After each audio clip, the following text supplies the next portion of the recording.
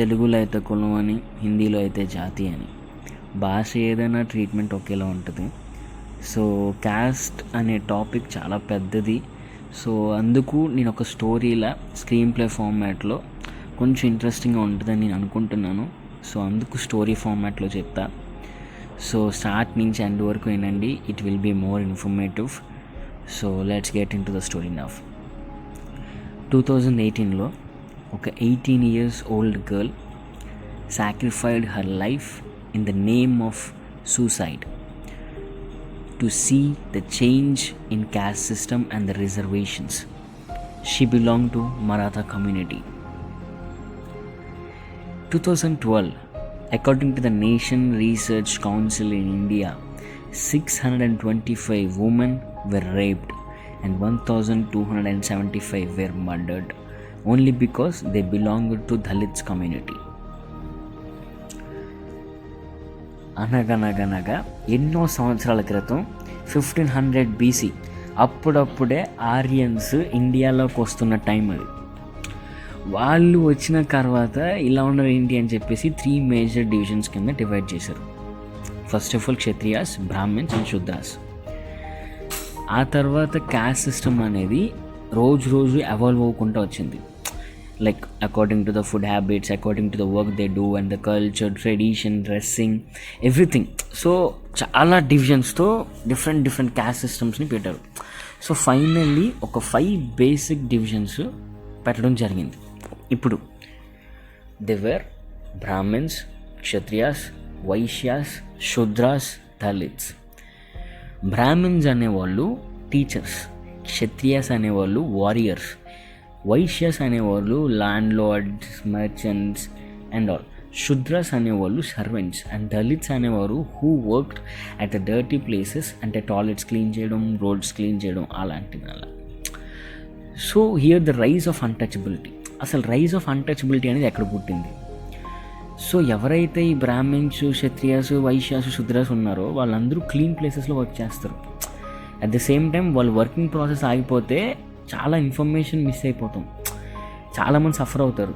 So ఆ కారణంతో దళిత్స్ అనేవాళ్ళు ఒక డర్టీ ప్లేసెస్లో వర్క్ చేస్తారు. మేబీ డిసీజెస్ కూడా ఎక్కువ వస్తాయి అనే రీజన్తో హెల్త్ కండిషన్స్ కోసం మాత్రమే దళిత్స్ని దూరం పెట్టడం జరిగింది. సో మన హ్యూమన్ బేసిక్ సైకాలజీ ప్రకారం మనం ఎవ్వరూ కూడా లాజిక్గా ఇలా జరుగుతుంది అంటే ఎవరు పట్టించుకోరు. అదే అక్కడ పాపాలు జరుగుతాయి అలా చేస్తే, లేదంటే నీ ఫ్యామిలీ సఫర్ అవుద్ది అంటే ఫర్ ష్యూర్ ఎవడు అటే వెళ్ళడు. సో ఆ కారణంతోనే అన్టచబిలిటీ అనేది దారుణంగా రైజ్ అయింది. సో వాళ్ళ ఫ్యూచర్ జనరేషన్స్ని కూడా అలాగే వాళ్ళని లైక్ ఇన్ఫ్లుయెన్స్ చేశారు. So here the next topic is the great person. ఒక రివల్యూషన్ తీసుకొచ్చాడు. And he called as a father of constitution none other than our Ambedkar. So Ambedkar తన జర్నీలో ఒక పార్ట్ని షేర్ చేసుకున్నాను. నాకు చాలా నచ్చింది. I wanted to share enough. So ఏంటంటే Ambedkar he belongs to a Hindu community. So Hindu కాబట్టి తను అందుకే దళిత్గా ట్రీట్ చేస్తున్నారు కదా, I want to change my religion, అప్పుడు నన్ను కూడా దళిత్ అని పిల్లరు కదా అని హీ చేంజ్ టు క్రిస్టియన్ కింద కన్వర్ట్ అయిన తర్వాత అక్కడ కూడా ఇతన్ని దళిత్ క్రిస్టియన్ అని పిల్లలు స్టార్ట్ చేశారు. సరేరా బాబు, ఇక్కడ కూడా మనం దళిత్ అని అంటున్నారు, ఇలా కాదు మనం ముస్లిం కింద కన్వర్ట్ అయిపోదాం అంటే అక్కడ కూడా దళిత్ ముస్లిం అని పిల్లలు స్టార్ట్ చేశారు. ఏంట్రా నాయన ఇలా పిలుస్తున్నారు ఏంటి, ఎన్ని క్యాస్ట్లను మారాలి ఇప్పుడు నేనైనా. సో అప్పుడేమైంది, అవైలబుల్గా పర్ఫెక్ట్గా తనకి అనుగుణంగా ఉన్నది Buddhism. Then he choosed Buddhism. So ఆయన బేసిక్గా అంబేద్కర్ అనేవాళ్ళు he is not an original writer of all the rules in the constitution. He is not. యాక్చువల్గా ఒక 2 persons కాన్స్టిట్యూషన్ మొత్తం రాసేశారు with all rules and everything. Ambedkar is the editor at that particular panel. Edit చేస్తున్నప్పుడు he belongs to Dalit community కాబట్టి వాళ్ళ community వాళ్ళకి ఏదో ఒకటి చేయాలి to bring the change and ఒక ఈక్విటీని తీసుకొద్దాం అనే ఒక కారణంతో he kept reservation rules. So అప్పుడు అది గాంధీజీకి చూపించిన తర్వాత గాంధీజీకి చాలా నచ్చేసి ఓకే దెన్ నువ్వే ఎగ్జిక్యూట్ చేసేసే, you will be the father of the constitution అని చెప్పేసి ఆయన్ని ఫాదర్ ఆఫ్ ద కాన్స్టిట్యూషన్ చేశారు. అది కూడా ఎలాగా, అక్కడ కూడా సర్టెన్ రూల్స్ పెట్టారు. ఇంత ఇయర్ వచ్చిన తర్వాత ఒక బ్యాలెన్స్ అయిపోయిన తర్వాత so this should be change.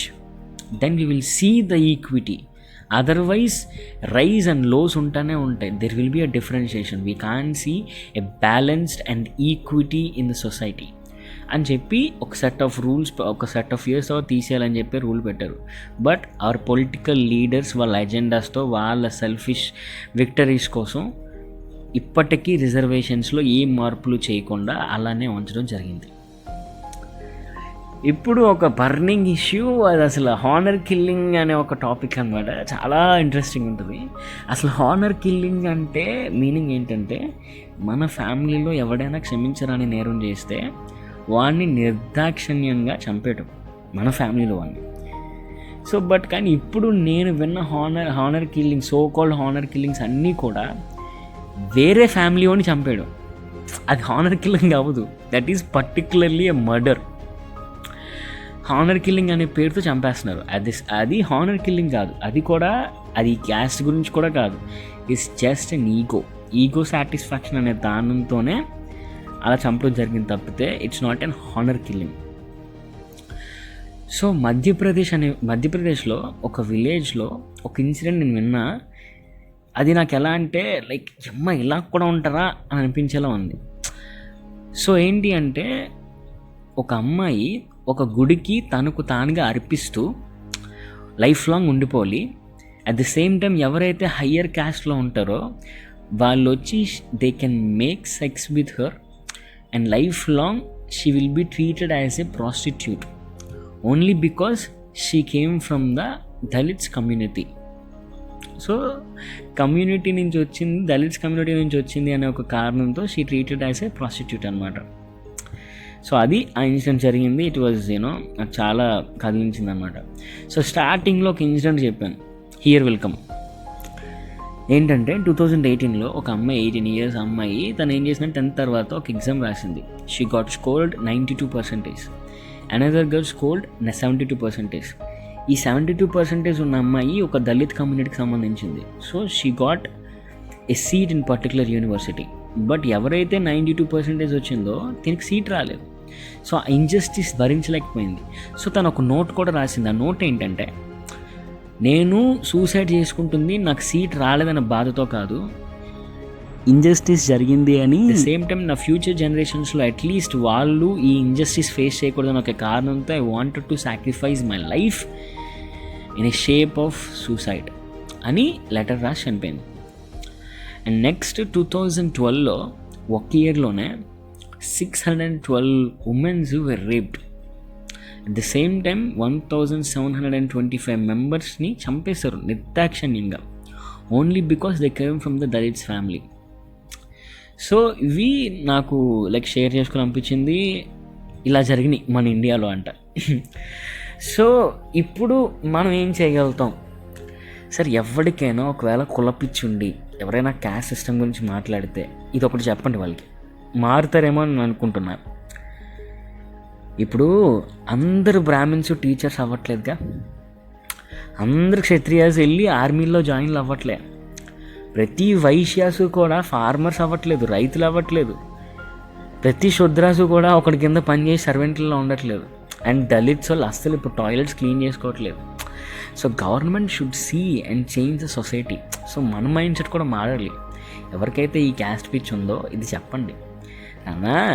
ఇప్పుడు మనం నిజంగా నువ్వు క్యాస్ట్ సిస్టమ్ గురించి మాట్లాడితే నీది ఏంటి అనేది తెలుసుకొని ఆ తగ్గట్టు, ఇప్పుడు బ్రాహ్మణ్ అనుకో, టీచర్ని చేయండి మీ కొడుకుల్ని, లేదంటే మీ పిల్లల్ని ఆర్మీలో పంపించండి if you are belong to the Kshatriyas.